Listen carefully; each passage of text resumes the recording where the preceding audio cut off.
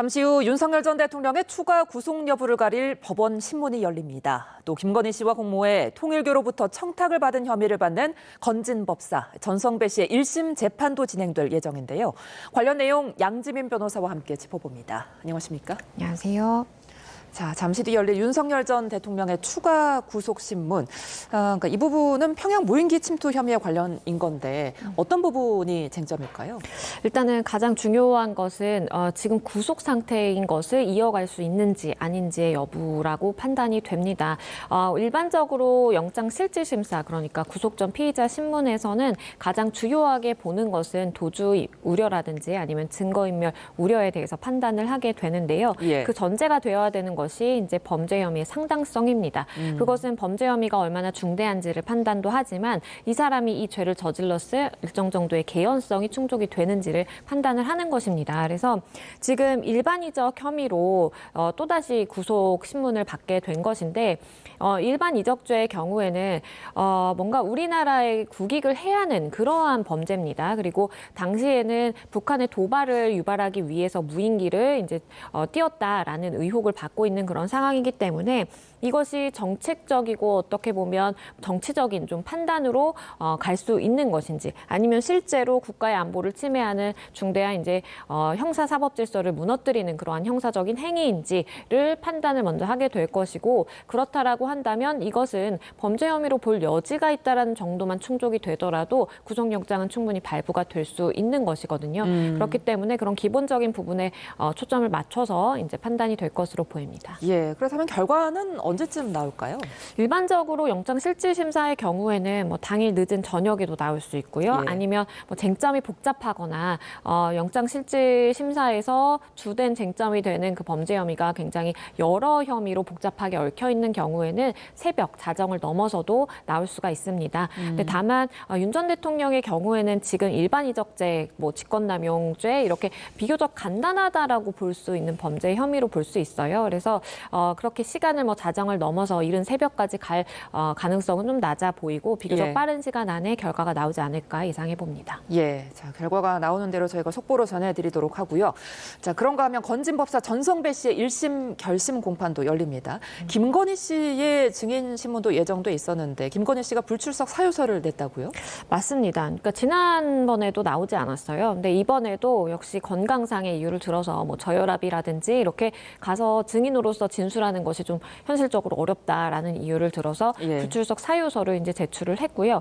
다만 재판부 입장에서는 굉장히 좀 곤욕스러울 것 같은 것이 전성배 씨의 사건에 있어서 김건희 씨의 경우에는 공범으로 지금 함께 기소가 되어 있는 상황이고 공범 예. 혐의를 받는 것이기 때문에 그 진술이 굉장히 중요하거든요. 그런데 이렇게 좀 협조를 하지 않고 어쨌든 건강상의 이유를 들어서 불출석을 지속한다라는 것이 재판부 입장에서는 좀 납득이 안 되는 것으로 보이고, 그렇기 때문에 지난 기일에서도 이미 이제 과태료 300만 원 처분이 나왔었어요. 예. 그리고 구인연속장도 지금 발부가 되어 있는 상황이거든요. 물론 영장이 이제 집행이 되지는 않았습니다. 그래서 재판부의 결단인 것 같습니다. 구인의 가능성이 있다. 실질적으로 실효성이 있어 보이고 반드시 좀 불러와야 되겠다라고 한다면 실제 집행까지 갈 수도 있는 것이고, 그게 아니라 이제 발부를 했지만 현실적으로 이렇게 법정에 세우는 것이 어려울 것이다라고 한다면 아마도 지속해서 과태료 처분을 추가적으로 내릴 수도 있습니다. 예, 전성배 씨가 지금 김건희 씨와 공모해서 통일교로부터 청탁을 받았다 이런 혐의를 받고 있는 만큼 전성배 씨의 구형량이 김건희 씨에게도 좀 중요할 것 같아요. 그렇습니다. 그러니까 일반적으로 우리가 어떤 정치자금법 위반이나 지금 받고 있는 혐의는 물론 이제 알선수재인데 예. 공범의 관계이기 때문에 두 사람이 함께 범죄를 저질렀다라는 그러한 판단이 전제에 깔린 거라서 전성배 씨에 대해서 구형을 내리는 그 시각을 보면 김건희 씨에게도 어느 정도의 구형량이 나올 수 있겠다라는 것을 예측을 해볼 수가 있고요. 예.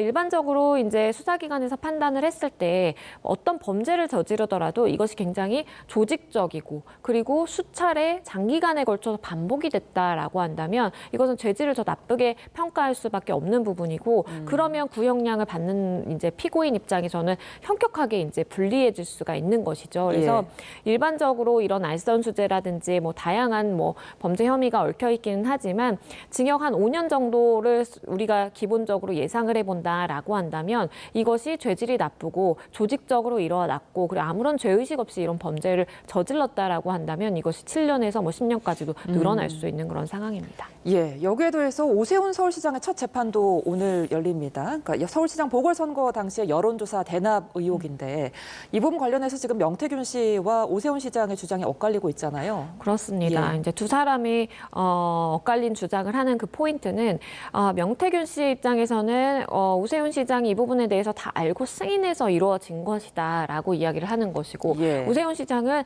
그런 것이 만약에 물증으로 밝혀진다라고 하더라도 그것은 캠프의 어떤 다른 실무진이 행한 것이지 내가 인지를 한 것은 아니다라는 취지로 지금 주장을 하고 있어서 엇갈린 주장을 하고 있는 상황이고 일단 오세훈 시장이 받고 있는 혐의는 이제 정치자금법 위반 혐의입니다. 예. 그리고 오늘 진행되는 것은 공판 전에 이제 준비기일이 진행이 되는 것이에요. 그래서 준비기일의 경우에는 쟁점 정리라든지 아니면 증거조사를 우리가 앞으로 어떻게 해 나갈지에 대한 대략적인 그런 계획을 짜는 자리이기 때문에 오 시장의 출석이 뭐 강제되는 거는 아닌 그런 상황이고요. 예. 일단 말씀드린 것처럼 사실 객관적인 뭐 문자라든지 아니면 자금의 경로 그리고 여론조사의 결과를 분명히 전달했을 것인데 어떤 경로로 전달을 해서 오 시장에게까지 인지가 되었는지 이런 것들이 핵심 쟁점으로 판단이 되는 상황입니다. 예, 근데 관련해서 앞서 명태균 씨와 김영선 전 국민의힘 의원에게 검찰이 정치자금법 위반 혐의로 징역 6년 그리고 또 징역 5년을 구형을 했습니다. 상당히 중형인데 이 부분이 윤 전 대통령이나 오세훈 서울시장의 재판에도 영향이 좀 있을까요?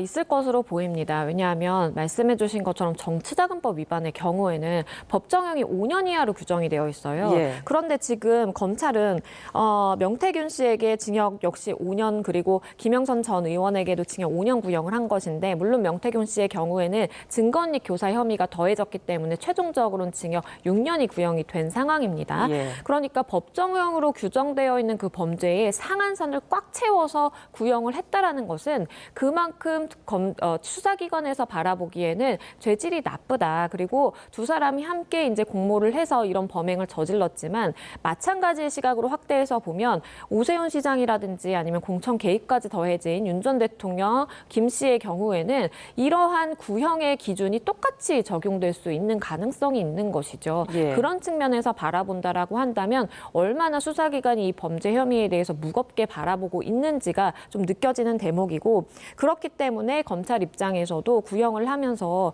이 선거제도와 정당제도를 훼손시켰다. 사회적인 해악이 크다라는 이야기를 했거든요. 예. 즉 우리나라의 이런 신뢰를 기반으로 하고 있는 그러한 정치 시스템이라든지 선거 시스템에 대해서 사실상의 신뢰를 저버리는 행위를 했다라고 봐서 얼마나 무겁게 이 범죄 혐의에 대해서 보고 있는지가 느껴지는 대목입니다. 네, 이어서 김건희 특검도 좀 살펴보겠습니다. 김건희 씨의 집사로 알려진 김예성 씨에게 징역 8년을 구형했는데요.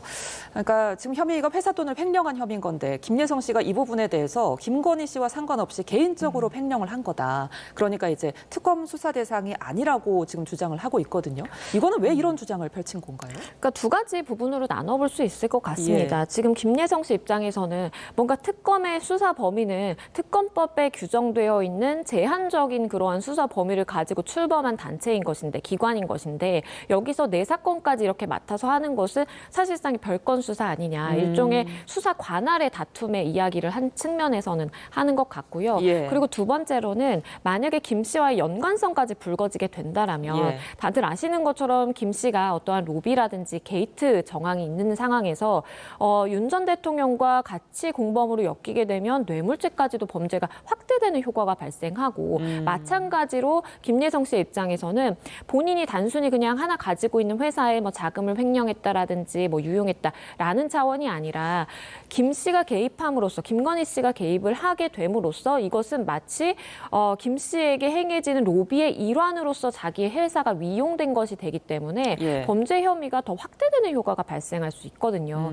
그렇기 때문에 아무래도 이제 죄를 책임을 지는 사람 입장에서는 그러한 것을 최대한 좁히는 것이 목적이 될 수밖에 없고 추후에 본인에게 굉장히 불리해질 수 있는 그런 가능성을 차단하고자 하는 취지의 취지에서 하는 이야기로 보입니다. 그러니까 특검은 이제 김예성 씨의 부실한 회사에 대기업들이 거액을 투자한 거는 김건희 씨와의 어떤 연관성 때문이 아니냐 이렇게 의심하고 있는 건데 문제는 지금 특검에서 이 김건희 씨와 연관성을 지금 찾지 못했다고 하죠. 그렇죠. 아무래도 객관적인 좀 물증을 확보하기 어려운 상황으로 보여집니다. 예. 예를 들어서 김예성 씨와 이제 김 씨 사이에 어떤 주고받은 메시지라든지 이런 것을 근거로 해서 회사 이야기라든지 뭐 투자 이야기가 오간 것이 있다라면 그마저도 사실은 간접 증거로서 정황이 하나 될 수가 있는 것인데 이러한 연결성을 아마도 입증하기 지금 굉장히 곤란한 상황이다라고 알려지는 것에 따르면 예. 그러한 물증들이 좀 전혀 없는 것으로 판단이 되는 상황이에요. 그래서 특검의 입장에서는 어쨌든 회사들이 김건희 씨를 보고 그 회사에 이렇게 막대한 투자를 한 것이다라는 연결고리를 가지고 수사에 착수를 했는데 김 씨까지의 사실은 이 연결고리를 입증하는 것이 실패한다면 말 그대로 김예성 씨가 주장하는 대로 그 하나의 그냥 개인의 횡령 혐의로 국한될 수밖에 없는 상황도 있거든요. 그래서 이 부분에 대해서는 좀 기간이 얼마 남지 않은 한계가 있음에도 불구하고 좀 집중적으로 살펴봐야 되는 부분이다라는 생각이 듭니다. 예, 자 이렇게 수사가 다 마무리될지 좀 의심이 되는 상황에서 28일에 수사가 종료가 됩니다. 남은 기간 동안 특검 어떤 승부수 띄울까요? 일단은 가장 주요하게 이제 주목을 해봐야 되는 부분은 뇌물죄 혐의라든지 아니면 수사 봐주기 의혹으로 집중이 될 것으로 보입니다. 예. 원래 특검이 출범을 하면 제한적인 시간을 가지고 있고 수사가 많이 개진된 것은 기소하고 중간 정도 단계에서는 수사 보고서를 남기는 형식 그리고 나머지는 이제 경찰 국수본에 넘기는 형식이 될 것인데 지금 가장 뭐냐면 이 법정형으로 보더라도 중하다라고 볼 수 있는 것이 뇌물죄이기 때문에 아무래도 뇌물죄의 수사력을 집중할 것으로 보이고 여기서의 핵심은 윤 전 대통령과 김 씨가 실질적으로 경제적 공동체라든지 정치적 공동체라는 것을 입증하는 것이 가장 중요합니다. 알겠습니다. 여기까지 듣겠습니다. 지금까지 양지민 변호사와 함께했습니다. 고맙습니다. 감사합니다.